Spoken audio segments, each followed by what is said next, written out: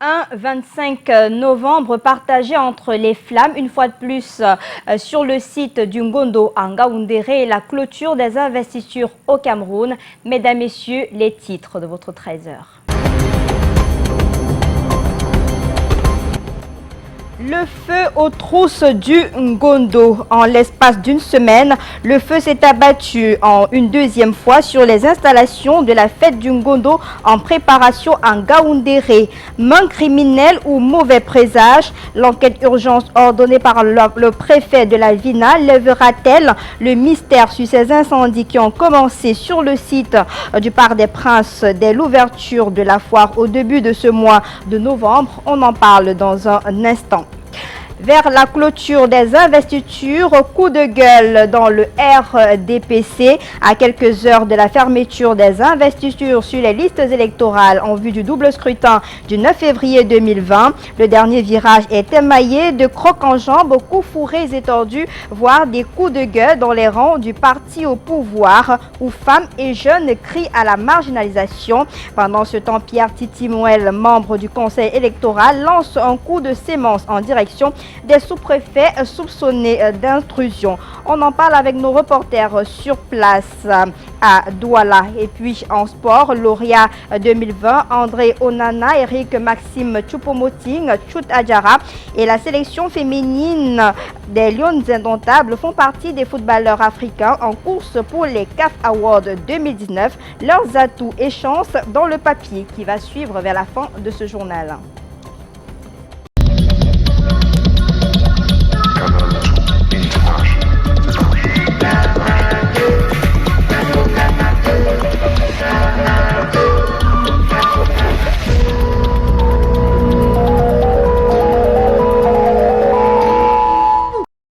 Merci de nous retrouver cette semaine sur Canal 2 International pour votre rendez-vous de l'information de la mi-journée.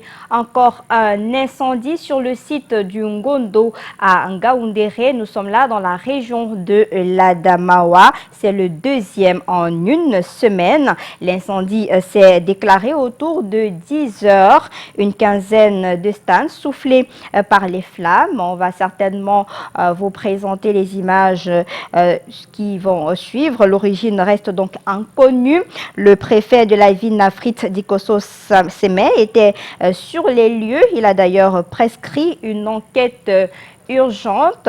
On parle donc d'une quinzaine de stands raflés par les flammes dont l'origine reste encore inconnue. Il faut préciser, en moins d'une semaine, c'est le deuxième incendie déclaré sur le site du Ngondo dans cette partie du pays. Les commerçants n'ont que les yeux pour pleurer. Que se passe-t-il donc sur le site du Ngondo? On aura certainement des informations dans nos prochaines éditions grâce à notre correspondant permanent Eringele qui se trouve sur place. L'actualité est marquée par la clôture des investitures ce jour sur l'étendue du territoire national pour le double scrutin du 9 février prochain à Douala. Le conseil électoral de l'ECAM met en garde les sous-préfets et autres responsables de l'administration qui se sont rendus coupables jusqu'ici des actes visant à empêcher la constitution des dossiers de candidature pour certains candidats aux élections du 9 février prochain. Le professeur Pierre Titi-Mouel, membre du conseil électoral, a pris la parole il y a quelques instants dans la ville de Douala où on va retrouver tout à l'heure avant la fin de ce journal notre correspondant sur place, Michael Tipkio. Le temps pour nous de revenir sur cette actualité toujours liée à ce double scrutin. Dans le Fundi, des éclats de voix ont été entendus pendant ces investitures. C'était le week-end dernier. Des femmes et jeunes se plaignent de mauvaises représentations. Entre-temps, le comité central du Rassemblement démocratique du peuple camerounais promet des arbitrages. Rodrigue Tongue. Le RDPC retient son souffle. Cliché numéro 1 pour l'illustrer. Ici, des militants massés devant la résidence d'un baron protestant contre les présélections. Nous avons des femmes, une femme qui a osé, qui a mené une liste de femmes. Nous avons sollicité le consensus parce que nous voulons la paix. Et là, après le consensus, nous avons eu 5 places. Et au jour d'aujourd'hui, au lieu de 5 places pour les femmes, nous n'avons que 2. Je veux lancer ce message et que le chef de l'État, je sais qu'il va recevoir ce message, qu'il dise à la commission départementale qu'on remette le quota des jeunes. Naturellement, dans le camp des personnalités présélectionnées au niveau départemental, c'est le grand bonheur. Cliché numéro 2, l'ambiance au comité central du RDPC. Ici, siège la commission centrale de supervision. Le balai de véhicules et de personnalités renseigne bien sur le caractère studieux des travaux qui vont permettre un dernier tamis avant l'investiture du président national. Nous analysons tous les dossiers, nous vérifions que tous les paramètres. Qu'est-ce à dire? Il faut des femmes sur toutes les listes. Il faut des jeunes sur toutes les listes. Et il faut également des aînés sur toutes les listes. Il faut également respecter, il faut en outre respecter les composantes sociologiques et les composantes géographiques dans une même circonscription. Autant que faire se peut. Voilà ce qui se passe. Et nous travaillons en toute objectivité, en toute sérénité, en toute convivialité. Après une courte suspension, les travaux reprennent après 19h ce samedi et se tiendront au moins jusqu'à minuit. La commission que préside Jean Kouété, secrétaire général du comité central du RDPC, rendra sa copie lundi. Lundi, ça se fera, il n'y a aucune inquiétude. Maintenant, il est tout à fait normal qu'il y ait certaines frustrations. C'est la raison pour laquelle le président national avait prescrit qu'il y ait consensus autant que faire se peut. Et là où il n'y a pas de consensus, ça c'est un cas extrême. Il faut que l'on passe au vote. C'est le suspense jusqu'au bout au sein du parti du flambeau. Et la rédaction de Canada International est mobilisée sur le terrain pour vous permettre de vivre ces derniers instants de la clôture des investitures sur l'ensemble du triangle national. Autre sujet d'information, la Sanaga Maritime a un nouveau délégué des forêts et de la faune. Il a donc été installé il y a quelques jours seulement en présence de notre reporter Christian Bock qui nous donne plus de détails sur cet élément. Jean-Noël Moneye est le tout nouveau délégué départemental des forêts et de la faune de la Sanaga Maritime. Il remplace à ce poste Dame Minkaranko, promu délégué départemental des forêts et de la faune dans la région du Sud. Aller en guerre contre l'exploitation abusive et illégale du bois via la défense des espèces protégées, respectivement des forêts de Ngambé, de Ngoué et du parc national d'Ouala-Edea, sont les recommandations du premier adjoint préfectoral de la Sanaga Maritime au nouveau délégué.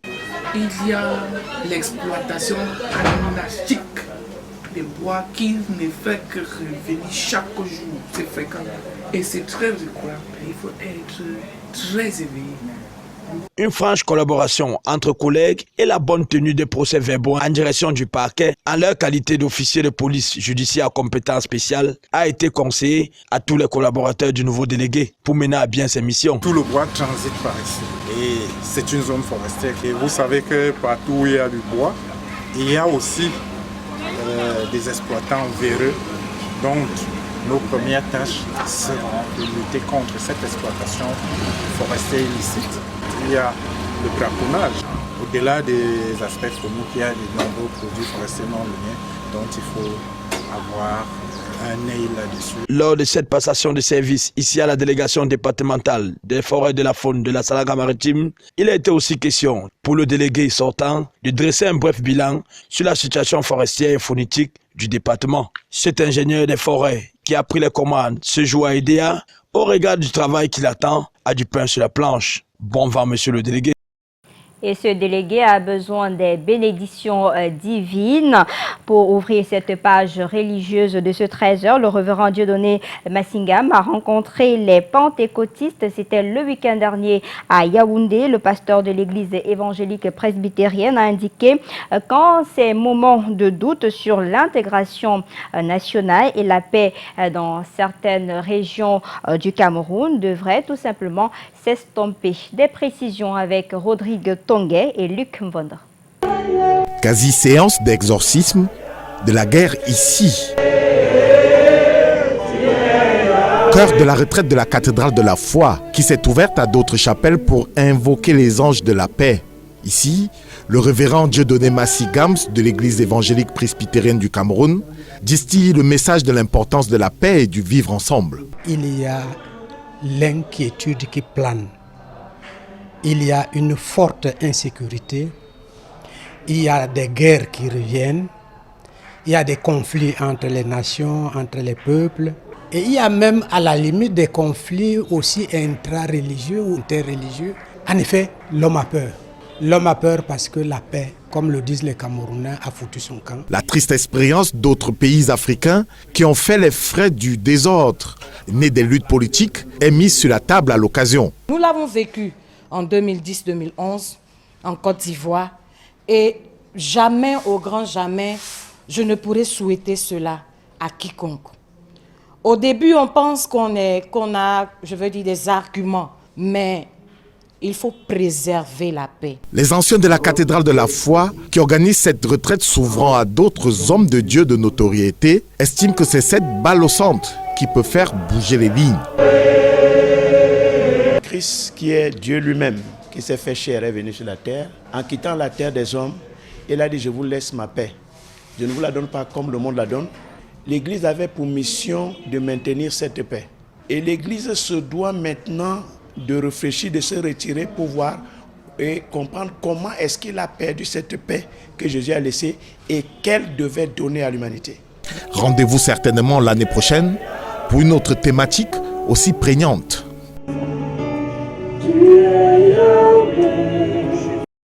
Pour prier pour la paix au Cameroun, on a besoin de la Bible. Hier, le Cameroun s'est joint à la communauté internationale pour célébrer la journée mondiale de la Bible. À Douala, un concert a eu lieu à cet effet. L'artiste gospel Alvin a profité de cette journée pour présenter son nouvel album en présence des hommes de Dieu, des artistes gospel et hommes de médias, parmi lesquels Yasser Trésor Tanon. 24 novembre, journée mondiale de la Bible. 24 hommes et femmes de Dieu imposent leurs mains sur la chantre Alvin, la sœur de gloire. C'est à l'occasion de son concert dédicace et la salle de Douala-Bercy est en ébullition lors de son passage sur scène. Alvin, la sœur de gloire, avec son titre « Tout va bien », a reconforté les cœurs de ses fans.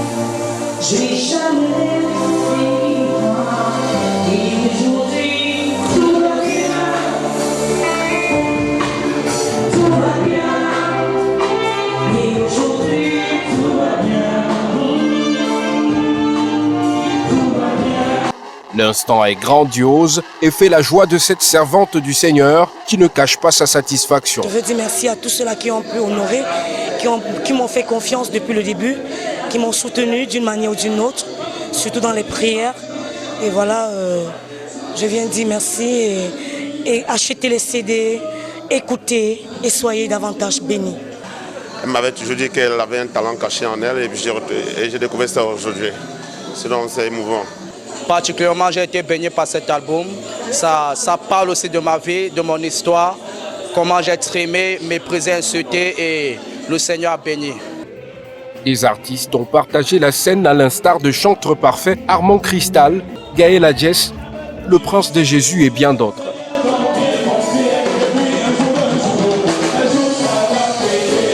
Suivre Jésus jusqu'à la gare et le servir, telle est la mission de la chantre Alvin, dont la voix et les messages font d'ores et déjà l'unanimité dans l'univers gospel au Cameroun. Évoquons à présent cette ambiance inhabituelle autour du siège de Chanas Assurance à Bonanjo. C'est à Douala, un cordon de sécurité assuré par des gendarmes accompagnés de leurs chiens de service. Au bout de quelques heures, les personnels de la direction générale et celle des finances sont déguerpis manu militari, tel que vous pouvez l'apercevoir sur des images à l'instant. Pour avoir plus d'informations, on va retrouver nos reporters sur place à Bonanjo. Il s'agit de Monique Naoussi Fosso. Thierry Nana, c'est à vous. Vous l'avez dit Lille, le personnel de la direction financière et le personnel de la direction générale de la compagnie d'assurance Chanas vient d'être mis hors de la barrière Manu Militari. Il était question de procéder à l'exécution d'une décision de justice rendue par la Cour suprême. Et selon des informations glanées sur place, il s'agit bien sûr de l'aboutissement d'un procès qui dure depuis 8 ans entre actionnaires de la dite compagnie d'assurance. Eh bien, la partie qui a eu gain de cause au tribunal a opté pour un dégagement forcé de l'équipe dirigeante en place et hors caméra. Le directeur général adjoint signale des coups de poing qu'il a reçus. Le substitut du procureur de la Cour d'appel du littoral a procédé à un huis clos au terme duquel les scellés ont été apposés sur tous les bureaux. Et ceci arrive moins de 2 ans après le décès de la promotrice de cette entreprise de Chanas Assurance, bien sûr, Madame Castellano. Ici, à la direction générale de Chanas Assurance à Douala, Monique Naoussi, Thierry Nana pour Canal 2 International. Merci Monique Naoussi Fosso, Thierry Nana, de suivre pour nous cette actualité du côté de Chanas Assurance. Le temps pour nous de prendre cette autre actualité qui se déroule en ce moment même dans la ville de Douala. Le laboratoire d'économie et de management appliqué de l'université de Douala et le centre d'études et de recherche africaine en management et entrepreneuriat organisent donc depuis quelques heures ici à Douala un colloque scientifique avec la collaboration de l'université Paul Valéry de Montpellier. Et sur place, nos reporters s'y trouvent. Il s'agit de Patrick Christian Dobo, Guy Fosso, qu'on va retrouver à l'instant pour prendre quelques informations. Messieurs, bonjour.